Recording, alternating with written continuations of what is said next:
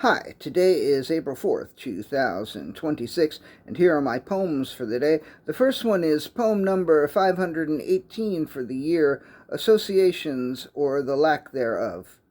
When I saw the sailboat in the window, I didn't think of Sri Aurobindo. And when I saw the pigeon on the sill, I didn't give a thought to Buffalo Bill. And when I saw the toy truck in the grass, it didn't make me think of Mama Cass.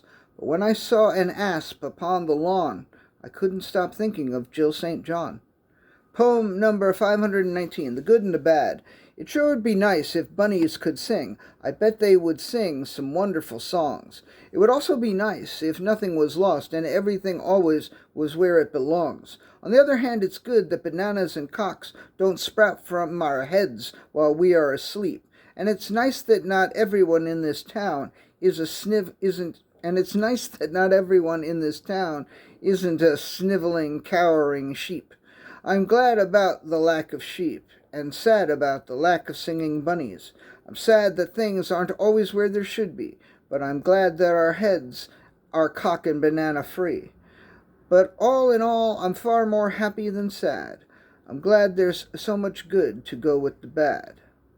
Poem number 520, Winging It. When one thinks that one has gotten really good, one can underprepare. This not only saves the time that might have gone into proper preparation, it also forces one to improvise. And often improvisation gets better results than memorization and over-preparation. I'm not telling you what to do, I'm just saying that sometimes I just wing it and it works out all right.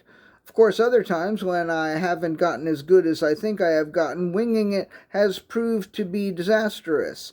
And then there was that one time when I was doing a reading opening for Robert Anton Wilson, and I thought the appropriate thing to do would be to take acid. I was wrong. Poem number 521, Singing It. I don't feel like singing it just now, but if I did, I would. I would sing out loud and sing out strong, just like in that Carpenter song that my shitty cover band You Suck used to cover. I always thought the line, "Don't worry that it's not good enough for anyone else to hear," was the raison d'etre or the mantra of You Suck. Oh, it's "Don't worry if it's not good enough for anyone to hear." Between you and me, I still think that You Suck was the best idea I ever had. Better than daily negations, better than daily poems, better than losing my penis at a party. I'm glad I have had some good ideas, and I hope I have some more. Maybe the next time I have a good idea, I'll try singing it, but maybe not.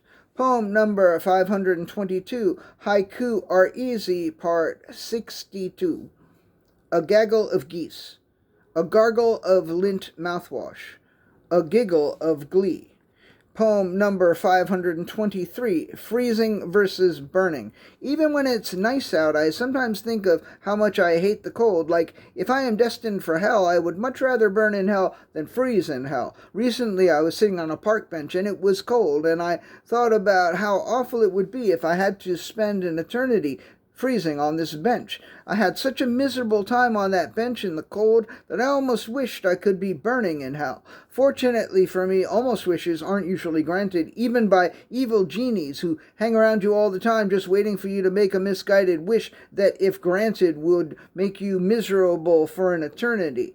As cold and as sad as I was, I'm really glad I didn't get sent to burn in hell. And the last poem of the day, poem number 524, Lo and Behold. Lo and behold, behold and lo, with corn in your pockets and nowhere to go. Apples and oranges, oranges and apples, sunlight through the trees, shimmers and dapples. Curds and whey, whey and curds. Hamsters make the tiniest turds. Bells and whistles, whistles and bells, ears that hear, and a nose that smells. Behold and lo, lo and behold. If you only have deuces, it's best to fold. All right, that's it. Thank you. I appreciate you.